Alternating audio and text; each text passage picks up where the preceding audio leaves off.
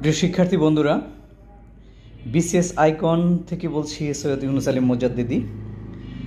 আপনাদের শুভেচ্ছা জানিয়ে শুরু করছি আরেকটি ক্লাস, মঙ্গল কাব্য। বাংলা সাহিত্যে মঙ্গল কাব্য একটা গুরুত্বপূর্ণ একটা অধ্যায়।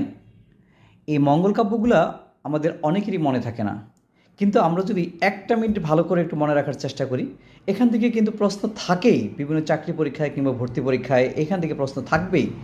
সেটা হচ্ছে এই মঙ্গল কাব্যগুলো যদি আমরা দেখি, যে মঙ্গল কাব্য বিষয় থেকে প্রশ্ন থাকে, মঙ্গল কাব্যগুলো আদি কবি কী এবং শ্রেষ্ঠ কবি কে। ঠিক আছে, মঙ্গল কাব্য কত প্রকার ও কী কী আমরা একটু জেনে নিই।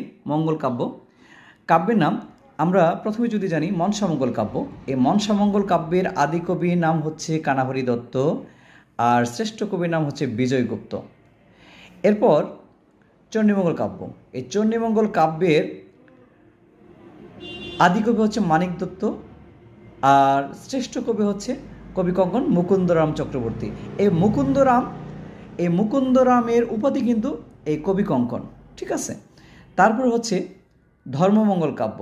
এই ধর্মমঙ্গল কাব্যের আদি কবি হচ্ছে ময়ূর ভট্ট, আর শ্রেষ্ঠ কবির নাম হচ্ছে ঘনরাম চক্রবর্তী। এরপর হচ্ছে কালিকা মঙ্গল কাব্য। এই কালিকা মঙ্গল কাব্যের আদি কবি হচ্ছে কবি কঙ্ক, আর শ্রেষ্ঠ কবি হচ্ছে ভারতচন্দ্র রায়গুণাকর। এরপর অন্নদামঙ্গল কাব্য। অন্নদামঙ্গল কাব্যের আদি কবি ভারতচন্দ্র রায়গুণাকর এবং শ্রেষ্ঠ কবিও কিন্তু ভারতচন্দ্র রায়গুণাকর।